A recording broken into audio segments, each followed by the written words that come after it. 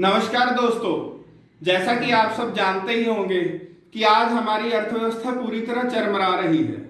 आज आप देखिए कि बैंक दिन पर दिन कंगाल होते जा रहे हैं। अभी यस बैंक का आपके सामने आया है कि 1200 करोड़ से ज्यादा का नुकसान हो गया, तो वो बैंक बंद होने की कगार पे है। उससे बहुत से ग्राहकों ने अपना पैसा पहले ही बाहर निकालना शुरू कर दिया था, जब उनको यह मालूम पड़ा कि यहाँ इस बैंक में लोन कुछ चंद लोगों को इतने ज्यादा दे दिए गए हैं और पैसे इनके पास कम है, बैंक खाते में जाने वाला है। तो दोस्तों, अर्थव्यवस्था का आलम यह है कि अमीर दिन प्रतिदिन अमीर और गरीब दिन प्रतिदिन गरीब होता जा रहा है।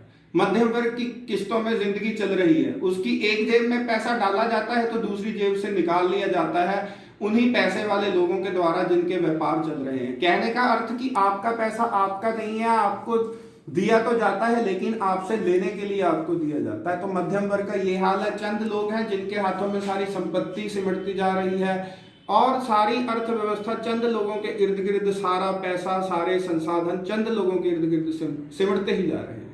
आप देखिए कि किस तरह से कंपनियां आम ग्राहकों की लूट करती हैं, उनको लूटती रहती हैं।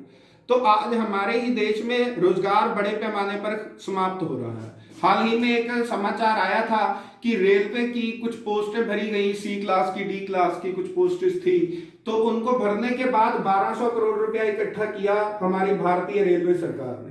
लेकिन जो पैसा इकट्ठा किया गया था उसके बदले में जो कुछ युवाओं को रोजगार दिया जाना था वो रोजगार नहीं दिया गया। उस काम को आज तक लटकाया हुआ है और 1200 करोड़ हमारा पैसा हमसे लूटा जा रहा है। सबसे बड़े लुटेरे ये हैं जो कानून के रक्षक बने बैठे हैं, वही कानून के भक्षक हैं। हमें इन बातों को समझना चाहिए और आमतौर पे आज हमारे मीडिया की भी बात करनी जरूरी है। आप देखिए कि हमारा मीडिया किस तरह बिका हुआ है, किस तरह जानबूझ के हमारे जो असली मुद्दे हैं। दोस्तों, आप सब जानते होंगे हम टैक्स देते हैं हर छोटी बड़ी चीज पर। तो जब हम टैक्स देते हैं तो हमें यह भी याद रखना चाहिए कि हमारे टैक्स के बदले में सरकार का कुछ दायित्व बनता है कि वो हमारे कामों को करे, और उन कामों को करने के लिए सरकार का यह दायित्व है कि वह उन कामों को करने के लिए हमारा सहयोग करे और हमें जो हमारी बनती सेवाएं हैं उनको दे।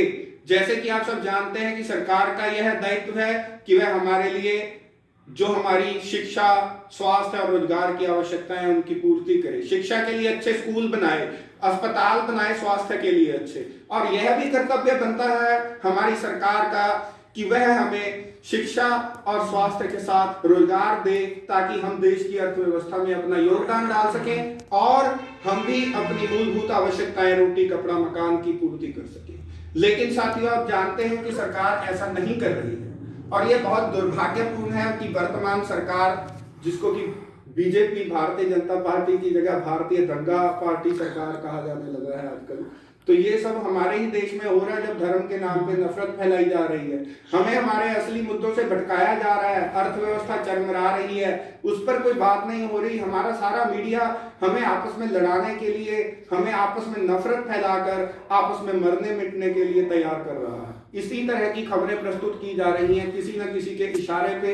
अभी आपको पता है न्यायालय की व्यवस्था का कितना बुरा हाल क्या है। बहुत से जजों ने खुद बाहर आकर कहा है कि संविधान यहाँ खतरे में है। हमारे संविधान के साथ खिलवाड़ किया जा रहा है और एक ऐसी संस्कृति को हम पे थोपने का प्रयास किया जा रहा है जो सदियों पहले की संस्कृति है। कुछ लोग यह नहीं समझ पा रहे कि परिवर्तन ही परिवर्तन जो है वही नियम है प्रकृति का।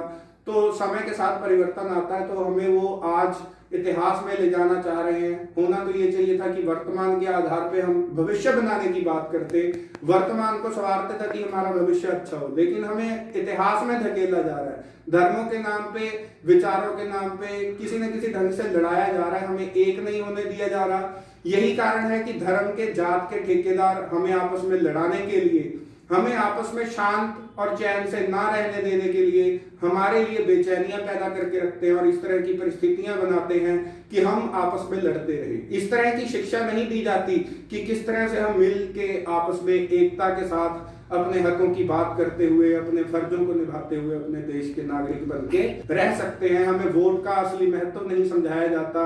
समझाया भी क्यों जाए, जब बेईमान ही सत्ता में बैठे हो तो समझाएगा कौन।